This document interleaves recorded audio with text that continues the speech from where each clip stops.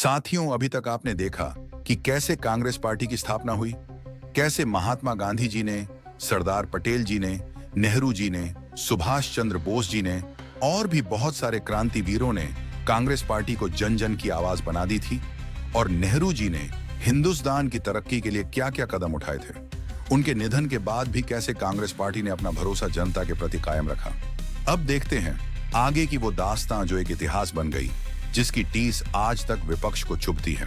नेहरू जी के निधन के बाद इस देश को एक अध्यापक का बेटा प्रधानमंत्री के रूप में मिला, जो सच्चाई, ईमानदारी और कर्तव्यनिष्ठ इंसान थे, जिनका नाम था लाल बहादुर शास्त्री। उन्होंने भी अपने कार्यकाल के दौरान हिंदुस्तान को बुलंदियों पर पहुंचाने में अपना काफी योगदान दिया था। उनके प्रधानमंत्री पद के दौरान 1965 का भारत पाकिस्तान युद्ध हुआ, जिसमें पाकिस्तान को करारी शिकस्त खानी पड़ी थी। इसी युद्ध के दौरान शास्त्री जी ने नारा दिया था, जय जवान जय किसान। उनके आकस्मिक निधन के बाद हिंदुस्तान को मिली एक ऐसी पहली महिला प्रधानमंत्री, जिसको आयरन लेडी के नाम से आज तक जाना जाता है। उन्होंने अपने कार्यकाल के दौरान जो जो कार्य किए थे, उससे सभी अन्य देशों ने भी कहना शुरू कर दिया था कि यह तो वाकई आयरन लेडी हैं, जिसके फैसले लोहे जैसे ही मजबूत और अडिग रहते हैं। जब पाकिस्तान ने भारत देश पर कुदृष्टि रखी थी, तब आयरन लेडी ने उन्हें ऐसा सबक सिखाया था कि वो आज तक इस बात का रोना रोते हैं कि आयरन लेडी ने पाकिस्तान को 2 हिस्सों में बांट दिया था।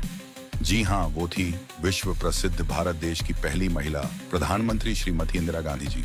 भारत ने पाकिस्तान के साथ युद्ध लड़ा और बांग्लादेश का निर्माण हुआ। यह इंदिरा गांधी जी की सबसे बड़ी विदेश नीति की सफलता मानी जाती है। उन्होंने 90,000 से अधिक पाकिस्तानी सैनिकों को आत्मसमर्पण के लिए मजबूर किया।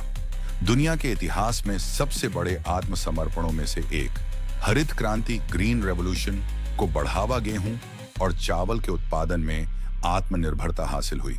भारत खाद्यान्न के लिए विदेशों पर निर्भर नहीं रहा। पंजाब, हरियाणा और पश्चिमी उत्तर प्रदेश इसका मुख्य केंद्र बने। पोखरण परमाणु परीक्षण, भारत ने पहला परमाणु परीक्षण किया, कोड नाम स्माइलिंग बुद्धा। इंदिरा गांधी ने इसे शांतिपूर्ण परमाणु परीक्षण कहा। इससे भारत ने वैश्विक स्तर पर रणनीतिक ताकत के रूप में पहचान बनाई। बैंकों और कोयला उद्योग का राष्ट्रीयकरण, इंदिरा गांधी ने 14 प्रमुख बैंकों का राष्ट्रीयकरण किया ताकि गरीबों को कर्ज मिल सके। यह गरीबों के सशक्तिकरण की दिशा में बड़ा कदम था। आज जो सत्ताधारी सरकार कहती है ना कि हमने गरीबों के लिए कई सारी जन कल्याण योजनाएं शुरू करी हैं, वो तो आयरन लेडी ने अपने कार्यकाल में ही शुरू कर दी थी। स्वास्थ्य और शिक्षा में सुधार, कई मेडिकल कॉलेज, अस्पताल और स्कूलों की स्थापना हुई। ग्रामीण स्वास्थ्य सेवाओं को प्राथमिकता दी गई। गरीबी हटाओ का नारा उन्हीं का दिया हुआ था, जिस पर कई सारे कल्याणकारी कार्य हुए थे। उन्होंने समाजवाद को आगे बढ़ाते हुए गरीबों के लिए कई कल्याणकारी योजनाएं शुरू की।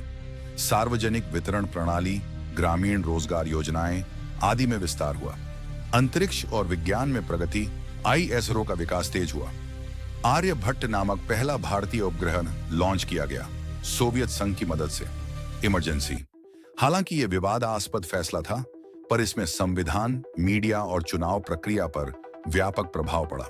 1980 के दशक की शुरुआत में पंजाब में अलग खालिस्तान की मांग जोर पकड़ने लगी।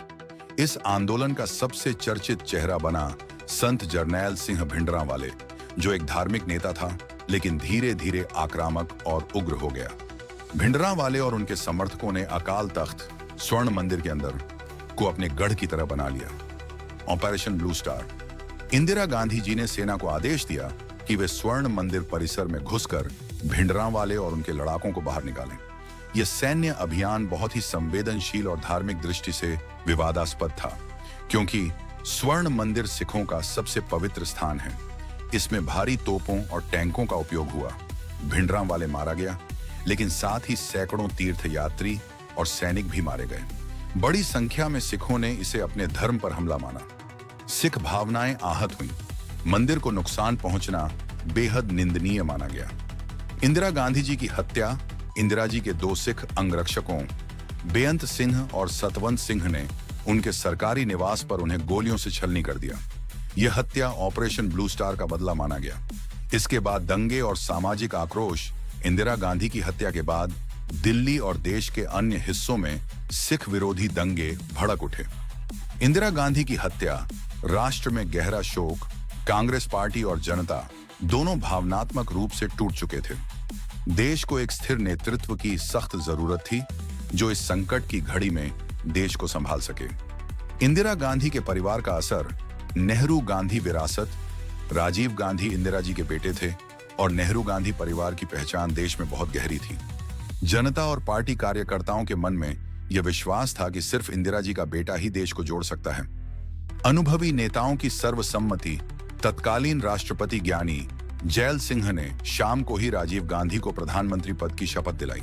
कांग्रेस वर्किंग कमेटी ने सर्वसम्मति से उनका नाम आगे बढ़ाया। वरिष्ठ नेताओं जैसे प्रणब मुखर्जी, नारायण दत्त तिवारी, अरुण नेहरू आदि ने समर्थन दिया। राजनीतिक गणित, चुनाव निकट थे। इंदिरा गांधी की हत्या के बाद जनता में कांग्रेस के प्रति सहानुभूति की लहर दौड़ गई थी। दिसंबर 1984 में चुनाव होने वाले थे। ऐसे में एक जवां, साफ सुथरी छवि वाले नेता की जरूरत थी। राजीव गांधी मिस्टर क्लीन की छवि रखते थे। वे राजनीति में नए, सॉफ्ट स्पोकन और टेक्नोलॉजी फ्रेंडली माने जाते थे। तेजी से सत्ता हस्तांतरण, स्थिरता का प्रतीक देश में हिंसा और तनाव के हालात थे। अगर सत्ता में खालीपन आता तो अराजकता और अस्थिरता बढ़ जाती। साथियों, यह थी आयरन लेडी की गाथा।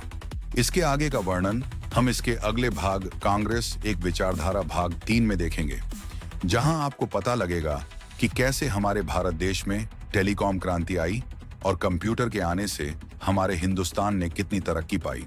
और हाँ दोस्तों, शेयर, लाइक और सब्सक्राइब करना ना भूलना। जय हिंद।